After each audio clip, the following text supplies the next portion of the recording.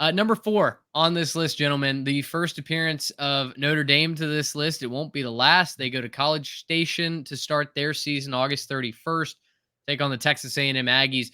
This game, storylines wrote themselves. Mike Elko, in his first game as the head coach of the Texas A&M Aggies, had previously spent 3 seasons as their defensive coordinator when they put together their most complete teams under Jimbo Fisher.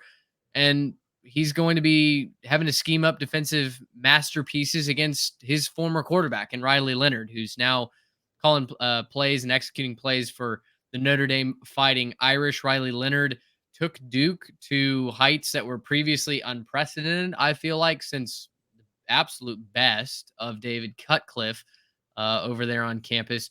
So you've got Elko looking for his first win in College Station. Notre Dame starts a very difficult schedule, but they're independent this year, guys. So they have to win as many games as possible to secure a playoff berth because they don't have a conference championship to go win and secure that. It really feels like the road to the playoff for Notre Dame starts in College Station. How do we feel about this game coming in at number 4 on our list?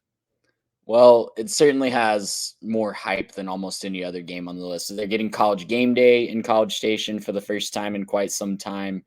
They will, obviously with a new coach, there's a lot of energy in College Station right now. But yeah, you said it, Mitch. The storylines just write themselves. And what I'm really interested to see, I think right off the bat, we're going to see, did Mike Elko make a good decision in not pursuing Riley Leonard in the transfer portal? Because to me, if he wanted Riley Leonard at Texas A&M, when he entered the transfer portal, he probably could have got him, right? Like that's the obvious destination if Elko wants him. I don't know if he did or not.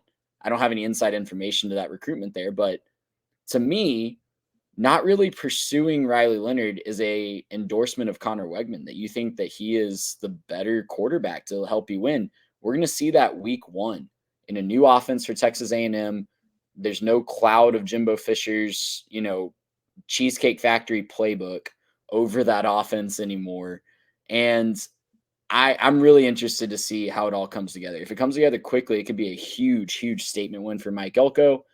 And Marcus Freeman really needs this game, I think. He's gotten a lot of goodwill the first 2 years. Obviously, the really rough start with losing to, I can't remember which non-conference team they lost to, but it was a really bad loss the first year. And then, a decent year last year, but not playoff caliber, right? So this is a big opportunity for Marcus Freeman to kind of start rewriting the narrative and start writing his own story, kind of get out of Brian Kelly's shadow a little bit and take Notre Dame to heights on his own. Marshall, by the way, the loss to Marshall, Marshall. that's right. I remember it was the Sun Belt team because it was like Yeah. Sun Belt dominance week. But yeah. Yeah. Marshall and App State, right? The same week. week. Yeah. Storylines galore. What do you know? Both of the teams right here. It's kind of the funny part with it.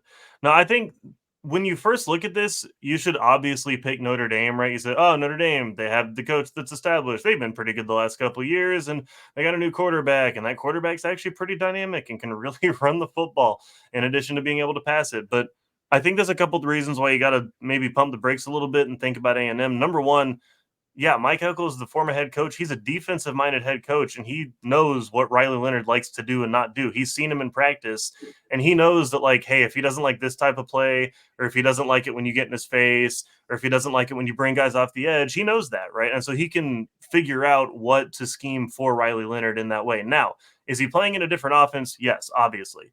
But they do have that on tape, and I think that you give teams an entire offense or an entire offseason to look at this, they're going to figure out a way to do that. You don't really have anything on tape for A&M, though, and that's kind of the big issue for Notre Dame is you're having to kind of cobble together, okay, well, Elko was here a couple years at A&M, and so, like, let's go back a few years ago and see what was he doing on defense when he was here with the Aggies, but then you have to think about last year's A&M team and then the pieces that are returning and how did they play and are they good? Then you have to look at the offense and say, well, let's figure out what Colin Klein was doing at Kansas State. How much of that was him? How much of that was the head coach? What's he bringing in new? Is there any sort of new ideas that he's bringing in? And you have to look at all of that as kind of a big thing. A&M can come out and surprise Notre Dame with some stuff. So I think in order to win this one, A&M is going to have to come out fast, and they're going to have to come out and jump out to a good, 10-0, 14-0 type of lead on their first couple possessions in order to win this game. If you let Notre Dame stick around, look at you for a couple minutes, it's not going to go well for A&M because they're going to settle in, they're going to have their experience at quarterback, and they're going to win this game. But you get them down, it's a hot night in College Station, right? Kyle Fields rocking, who knows, what's going to be going on there, but they're going to show up for this game.